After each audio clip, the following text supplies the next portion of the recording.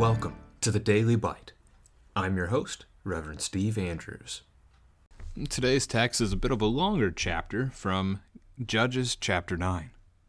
Now Abimelech the son of Jerubbaal went to Shechem to his mother's relatives and said to them and the whole clan of his mother's family, "Say in the ears of all the leaders of Shechem, which is better for you, that all 70 of the sons of Jerubbaal rule over you, or that one rule over you?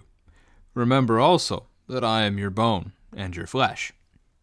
And his mother's relatives spoke all these words on his behalf in the ears of all the leaders of Shechem, and their hearts inclined to follow Abimelech, for they said, "He is our brother." And they gave him 70 pieces of silver out of the house of Baal-berith, with which Abimelech hired worthless and reckless fellows, who followed him. And he went to his father's house at Ophrah, and killed his brothers the sons of Jerubbaal, 70 men, on one stone. But Jotham, the youngest son of Jerubbaal, was left, for he hid himself. And all the leaders of Shechem came together, and all Beth Millo, and they went and made Abimelech king, by the oak of the pillar at Shechem. When it was told to Jotham, he went and stood atop Mount Gerizim, and cried aloud, and said to them, "Listen to me, you leaders of Shechem, that God may listen to you. The trees once went out to anoint a king over them, and they said to the olive tree, 'Reign over us.' But the olive tree said to them, 'Shall I leave my abundance, by which gods and men are honored, and go hold sway over the trees?'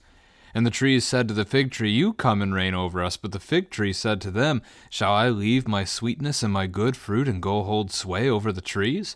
And the trees said to the vine, 'You come and reign over us.' But the vine said to them, 'Shall I leave my wine that cheers God and men, and go hold sway over the trees?' Then all the trees said to the bramble, 'You come and reign over us.' And the bramble said to the trees, 'If in good faith you are anointing me king over you, then come and take refuge in my shade. But if not, let fire come out of the bramble and devour the cedars of Lebanon.'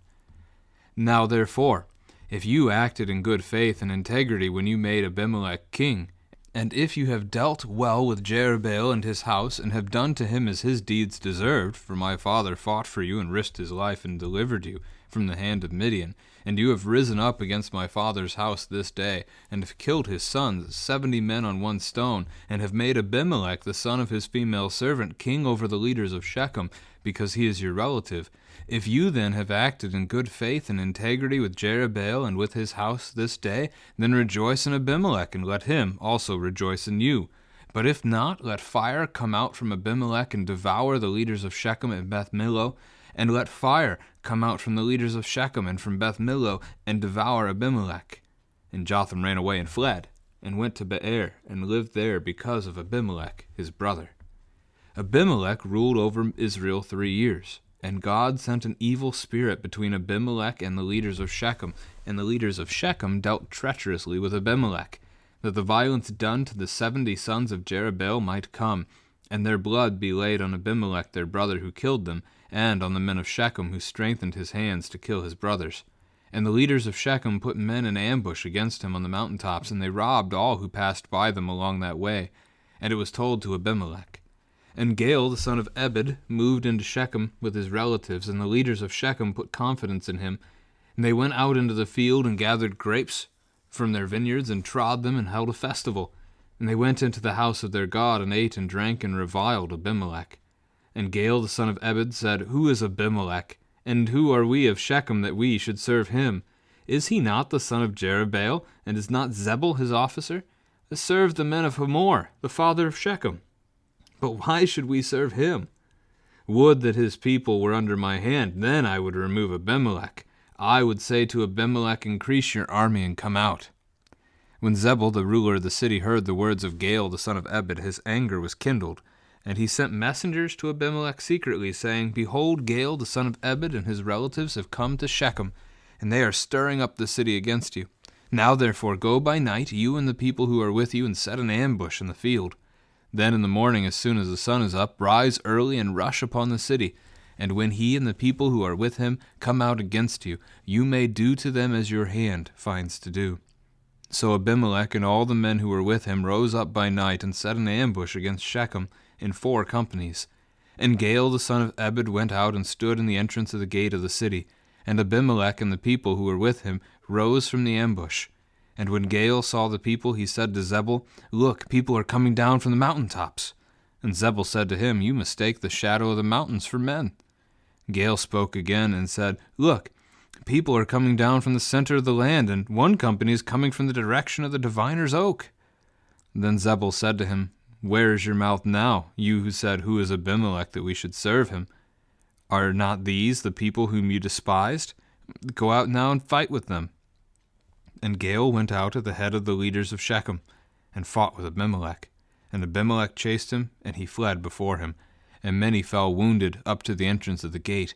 And Abimelech lived at Arumah, and Zebul drove out Gaal and his relatives so that they could not dwell at Shechem. On the following day the people went out into the field, and Abimelech was told. He took his people and divided them into 3 companies and set an ambush in the fields. And he looked and saw the people coming out of the city. He rose against them and killed them. Abimelech and the company that was with him rushed forward and stood at the entrance of the gate of the city, while the 2 companies rushed upon all who were in the field and killed them. And Abimelech fought against the city all that day. He captured the city and killed the people who were in it, and he razed the city and sowed it with salt. When all the leaders of the tower of Shechem heard of it, they entered the stronghold of the house of El-Berith. Abimelech was told that all the leaders of the tower of Shechem were gathered together, and Abimelech went up to Mount Zalmon, he and all the people who were with him. And Abimelech took an axe in his hand and cut down a bundle of brushwood, and took it up and laid it on his shoulder. And he said to the men who were with him, "What you have seen me do, hurry and do as I have done." So every one of the people cut down his bundle, and following Abimelech put it against the stronghold. And they set the stronghold on fire over them, so that all the people of the tower of Shechem also died, about 1,000 men and women. Then Abimelech went to Thebes and encamped against Thebes and captured it. But there was a strong tower within the city, and all the men and women and all the leaders of the city fled to it and shut themselves in, and they went up to the roof of the tower. And Abimelech came to the tower and fought against it, and drew near to the door of the tower to burn it with fire.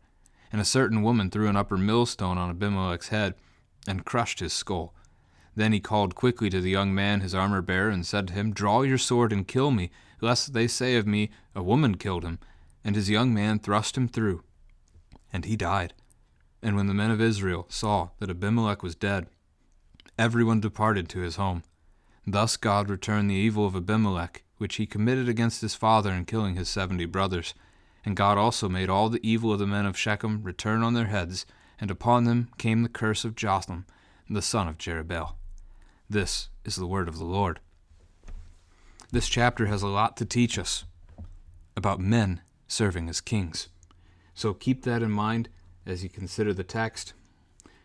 Abimelech, whose name means "my father is king," the son of Gideon, or Jerubbaal as he's called throughout much of this chapter, he goes to Shechem. So he's the son of Jerubbaal by a concubine, as we learn in chapter 8. Shechem is a fairly central city in Israel. It is about 35 miles north of Jerusalem. He goes to his mother's relatives, which suggests to us that his mother is no longer living. And he says to them to tell the whole clan, basically a choice, right? Choose one or the other. Better to be ruled by 70 or by 1. In fairness, I would probably agree with him. It's better to be ruled by 1, but it's better to have a different choice altogether. Remember also that I am your bone and your flesh. Note how he positions himself, right?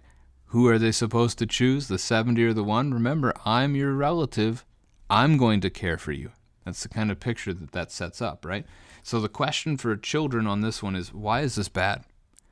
Why is it bad to have a king? That's going to be expanded not just to kings as time moves forward, but really any form of human government is going to share this same kind of a fate. The answer to that, by the way, the question of why is this a bad thing, is chapter 8, verses 22 and 23, what we saw yesterday. The people said, "Rule over us, you and your son and your grandson also, for you have saved us from the hand of Midian." And Gideon said to them, "I will not rule over you, and my son will not rule over you. Yahweh will rule over you." There's the problem. There's the solution. We are not to rule over men. It has not been made for it to be such a way. We have been made that the Lord would be our king. And because we have cast him off, we have so many new troubles that we wouldn't have had otherwise. And this is any form of earthly government. It's just the way it is. Now, the Lord has given us over to earthly government. Romans chapter 13 will tell you as much, and it will view it in a fairly positive way. But you hold them in contrast, right? 1 Samuel 8, which talks of the evils of a king, a chapter like this, which shows us the evils of a king, versus what the Lord has given them to do. So maybe the way that it ends up coming out is something like this. Every earthly government is given to us as a reminder of our sinful rebellion against God. That we rebelled against him. We did not want him to be our king. And because of this, he consented. He gave us men to be our kings or our leaders. And those men are sinners. And so they're going to do wrong. They're going to harm us as their own people that they were supposed to serve. They're going to serve with pride. They're going to serve with envy and jealousy. They're going to serve with a desire to keep power for themselves. I mean, you think of the United States presidential office, for example. How many times have you heard it said that the president in his first 4 years in office will hardly do anything at all? Because he's just trying to toe the line and get reelected so he gets the second term. So he gets to spend 8 years in office instead of 4. And then in his second term, he's willing to, as a, what's it called, like a lame duck president, he's willing to just go out and do, finally, what he wanted to do. It's just the nature of politics. It's the nature of power as the sinful man latches onto power. This chapter is going to show that in so many different ways. All right, the second paragraph, the people of Shechem agree. He's our brother, and they want him to rule. So they take money from their false god's temple, right? Baal-berith, Lord of the Covenant is his name, and they give it to Abimelech, who uses it to hire worthless and reckless fellows, a group of marauders, however you want to phrase them or call them, that he takes, and they go and they kill his 70 brothers. This is a kingly matter, right? He's not supposed to be a king. Gideon said it, not Gideon nor his son, but then Gideon named him, my father is king. So Gideon gave in to this temptation himself. Now Abimelech is just following in his father's footsteps. This is what the kings of nations do. They kill anyone who's a threat to their throne. Abimelech has been given the throne, and he sees his brothers as a threat, and so he eliminates them. Just like that. It doesn't matter that they're brothers. Whether they had a good upbringing together or not, it matters not to him. They're a threat, and they're gone. Except he missed one. He missed Jotham. So, the leaders of Shechem, the leaders of Beth Millo, which means house of filling in, might be a specific reference to a spot in Shechem or just outside of it. They make Abimelech king. Then we see Jotham learns of it, and he goes on to Mount Gerizim. Mount Gerizim is going to be just to the west of the city of Shechem, and he cries out against them. And the parable, really, it's kind of like a parable. The analogy, the illustration that he uses there in verses 7 down through 15 is so insightful when it comes to who you want to have rule over you. So he goes to different types of trees, right? It's a story about trees, and it's an analogy. You're a bunch of trees asking this tree to be your king. So you've got the olive tree, the fig tree, and even the vine, and they all refuse to be king. They all refuse to rule over the other trees because they have enough good from God to do. Now, don't read too much into his things here because, right, verse 9, by which gods and men are honored. There are not gods. There's only one God. So his analogy here does fall short. It shows a little bit of his own weakness and understanding, but there's still great wisdom in this. The fig tree, why should it leave its sweetness and good fruit to go rule over other trees? The man who actually might be decent at leading wants nothing to do with leading. Nothing at all. Because he knows where God has placed him in this life. And he is comfortable, he is confident, he is content in caring for what the Lord has entrusted to him. He's not seeking after power. Even in a governmental system like our own, a democratic republic of the United States that it is, the best rulers in that would not be the people that we vote into office. Not at all. Most of those people are seeking power for themselves. They make a career out of it. They want to be in it forever. The person who would best be fitted for a governmental position, again, is the one that doesn't want it.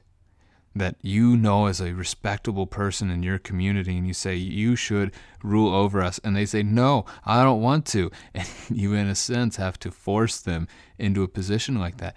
That would probably be, amongst human failed sinners, that would probably be the best way to be governed in such a sense. But even that is going to have its flaws, because even that man is a sinner who does not have the best in mind for God's people. Ultimately, they go to the bramble, right? Just the brush, just the junk, the weeds, the thorns. You be king over us. And he agrees with some flattering words, right? But there's also a threat. And that threat becomes the flip side to this, that Jotham turns this thing around as a threat against Shechem. That if they have dealt well with Jerubbaal, his father, if they've dealt well with the house of Gideon, who cared for them and delivered them from Midian, then rejoice. It'll be well between you and Abimelech. Otherwise, may fire come out from you and devour him. May fire come out from him and devour you.